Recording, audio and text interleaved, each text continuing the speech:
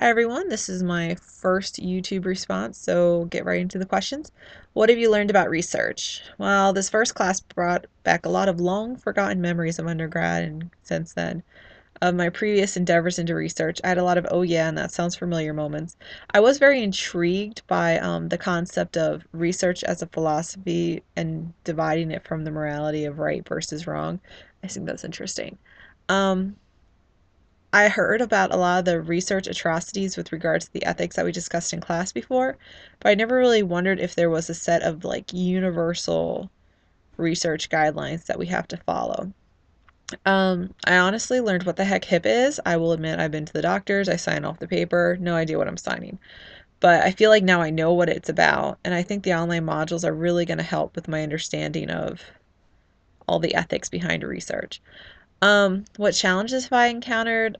When I began to do a lot of the reading and just listening to the information about quantitative research, I'm going to be honest, quantitative research makes my head hurt.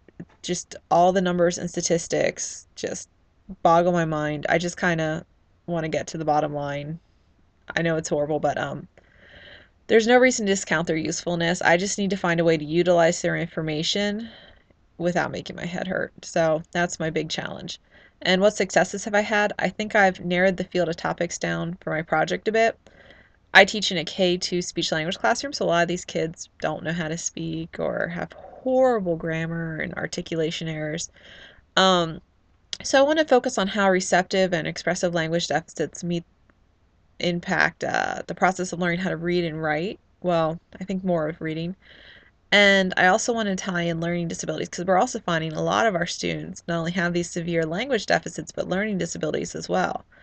I'm still debating whether I should go at it from a more phonological standpoint or comprehension. If I look at it from the phonological standpoint, I think I have to include something about phonological processing disorders, but I'm leaning more towards comprehension and specifically how it ties into memory because we also have some students with some very severe memory deficits. So if there's a way I could look at learning disabilities, students with learning disabilities who have receptive and expressive language difficulties and their impact on comprehension. So we'll work on that some more. So, what have you learned about yourself as a consumer of research? I kind of think this is related to question two. Just looking back at the qualitative and quantitative studies, I kind of had like one of those academic careers flash before my eyes because every project, paper, presentation I've ever done has really been about the qualitative studies. And I think that kind of relates back to me being a special ed teacher because my students never really fit in with the benchmarks or the numbers and kind of they're not expected to because they're kind of one in a million special little guys.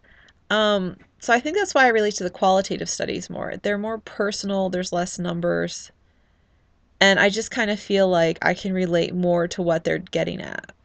So let's see, what next steps am I foreseeing? Right now, I'm going to go hunt for some different articles related to my different topics of language, memory, comprehension. I know I'm going to probably gravitate towards the qualitative studies, but I'm going to try really hard to put some quantitative ones in there too. No promises though. So that's about it. Thanks for listening and see you in class.